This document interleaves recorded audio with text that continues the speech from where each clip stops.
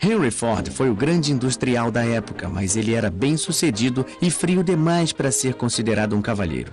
Ele conheceu o aumento da concorrência com a General Motors e a Chrysler, e embora tivesse vendido 15 milhões de modelos T, as vendas estavam caindo em 1927. E o carro agora parecia antiquado. Só havia modelos pretos, mas logo as ruas foram invadidas por um novo automóvel. Henry Ford abalou a concorrência com uma versão repaginada do amado Ford Bigode, chamado Modelo A. Para isso, ele agiu como um tirano, pois dispensou 60 mil empregados por 60 dias sem salário, enquanto construía uma nova fábrica. O Modelo A também virou um sucesso de vendas. O crédito fácil ajudou os motoristas a substituírem os Fords Bigode pelo novo modelo. Na época, quase todos os carros já eram vendidos a crédito e quase todo mundo estava endividado. Bancos e agências emprestavam dinheiro rapidamente sem fazer muitas perguntas. Nos anos 20, a única coisa que os americanos gostavam mais do que os carros era da emocionante especulação no mercado de ações. No período de 1927 a 1929, muitos americanos ficaram obcecados com Wall Street, contagiados pela febre dos investimentos, já que o valor das ações continuava subindo. O crédito instantâneo fazia com que auxiliares de escritório, secretários, donas de casa, mineradores e mensageiros pudessem investir em ações pela primeira vez. Qualquer um podia comprar na margem, a crédito, com empréstimos de seu corretor. Em 1927, no auge do comércio de ações, 577 milhões de títulos foram negociados.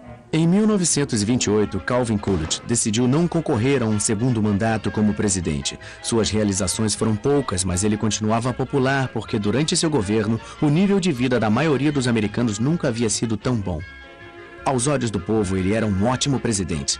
Mas enquanto a economia continuava em ascensão, uma perturbadora corrente se escondia por baixo da prosperidade. O crédito instantâneo e o fato de o governo se recusar a regular a bolsa de valores, que estava fora de controle, anunciavam um desastre iminente. E muitos países europeus enfrentavam dificuldades para pagar suas dívidas de guerra com os Estados Unidos. A ascensão republicana continuou sob o comando de Herbert Hoover, que tinha sido secretário do Comércio desde 1920 e que muitos chamavam de arquiteto da prosperidade. Ele queria realizar um mandato ainda mais cheio de prosperidade e progresso.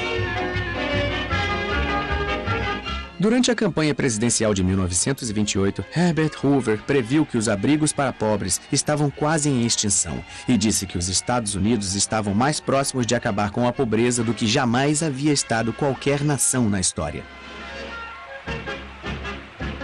Hoover representava o sonho americano. Aos 40 anos, ele havia se tornado multimilionário. Ou seja, ele sabia lidar com dinheiro. Mas seu próprio sucesso o levou a acreditar que todo homem deveria ser responsável pelo seu próprio bem-estar. O governo, disse ele, não deve interferir na vida das pessoas. Na arena comercial das bolsas de valores de Wall Street, especuladores continuavam a comprar ações com um fervor que se tornou uma característica da época. Parecia haver uma certeza cega de que nada daria errado. Mas numa quinta-feira, no dia 24 de outubro de 1929, sem aviso prévio, a bolha estourou. Todos tentaram vender as ações que tinham. O pânico se alastrou e os preços caíram muito enquanto mais e mais investidores tentavam vender seus títulos. No fim daquele dia, o mercado de ações havia perdido 4 bilhões de dólares. E no fim de semana, a situação piorou. O povo andava desnorteado pelas ruas tentando entender as notícias. Muitos corretores que venderam suas ações na margem haviam feito empréstimos nos bancos. Os bancos começaram a exigir o pagamento dos empréstimos. Para pagar os bancos, os corretores cobraram as dívidas de seus clientes. E a única forma de os clientes conseguirem pagar aos corretores era vendendo suas ações a qualquer preço. Corretores e investidores tomados pelo pânico venderam mais de 16 milhões de ações em um dia, que ficou conhecido como a Terça-feira Negra. A queda das ações gerou um prejuízo de 14 bilhões de dólares. Houve raiva pelo modo como os negociantes jogavam com dinheiro que não era deles. Trabalhadores comuns viram seus investimentos virarem pó. Nem os ricos e famosos foram poupados. Como consequência imediata da quebra da bolsa, aqueles que tinham economias depositadas em bancos correram para sacar seu dinheiro com medo de que ele se perdesse. Diante da corrida pelo dinheiro em espécie, incapazes de recuperar os empréstimos de especuladores falidos, os bancos foram forçados a fechar as portas e declarar falência. Muitos perderam as reservas de toda uma vida e não tinham outra fonte de recursos para enfrentar a crise. Sem conseguir os empréstimos bancários necessários para fugir da tormenta, as empresas foram forçadas a fechar e milhares de trabalhadores ficaram desempregados. As reverberações do crash da bolsa se fizeram sentir em toda a economia mundial. Os bancos americanos que emprestaram dinheiro para a Europa para ajudar no processo do pós-guerra cobraram as dívidas numa tentativa de se manterem funcionando. A cobrança gerou uma crise financeira no exterior e os bancos americanos não conseguiram juntar o dinheiro necessário para sua própria recuperação. Hoover teimosamente insistiu que a maré ruim era temporária. Ele declarou em uma reunião oficial de negócios: os senhores chegaram 60 dias atrasados, a depressão terminou. A confiança do público no presidente diminuía. Como a depressão se agravava, muitos cidadãos passaram a odiar Herbert Hoover. Aquele que havia sido o símbolo da prosperidade se tornou o bode expiatório do declínio econômico.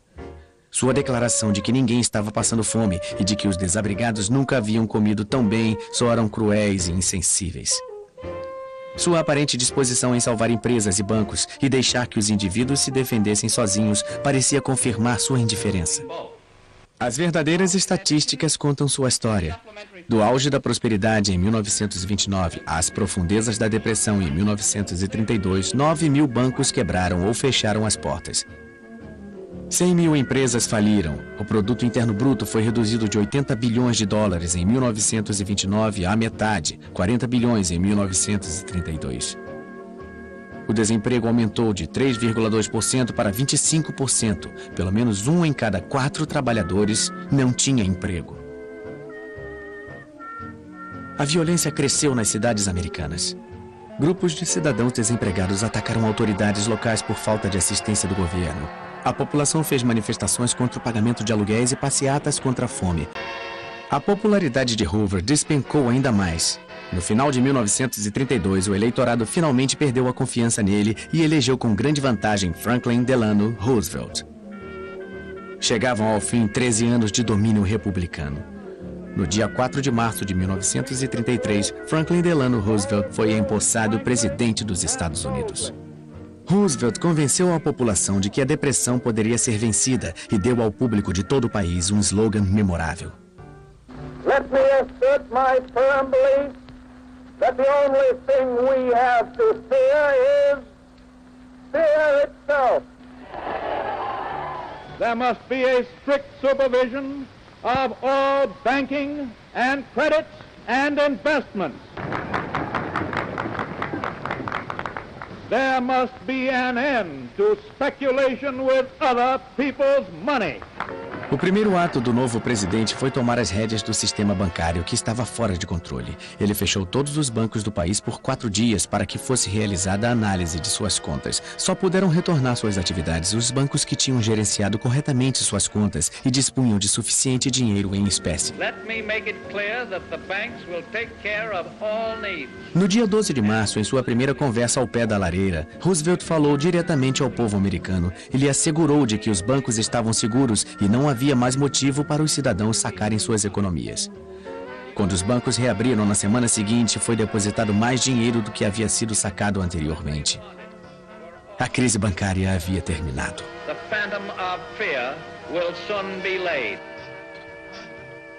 Roosevelt assinou então a lei que pôs fim à lei seca.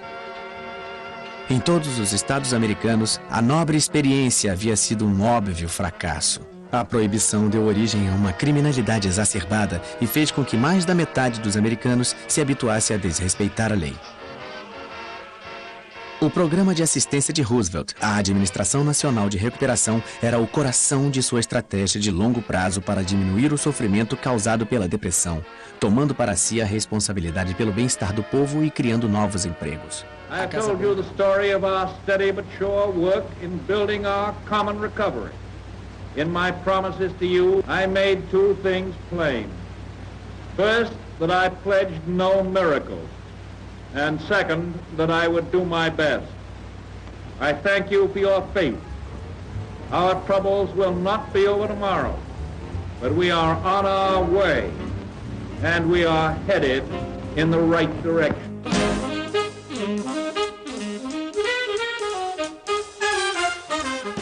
Franklin Roosevelt não encontrou uma solução imediata para a Grande Depressão, mas com a força de sua personalidade, ele trouxe esperança e estabilidade para os angustiados Estados Unidos.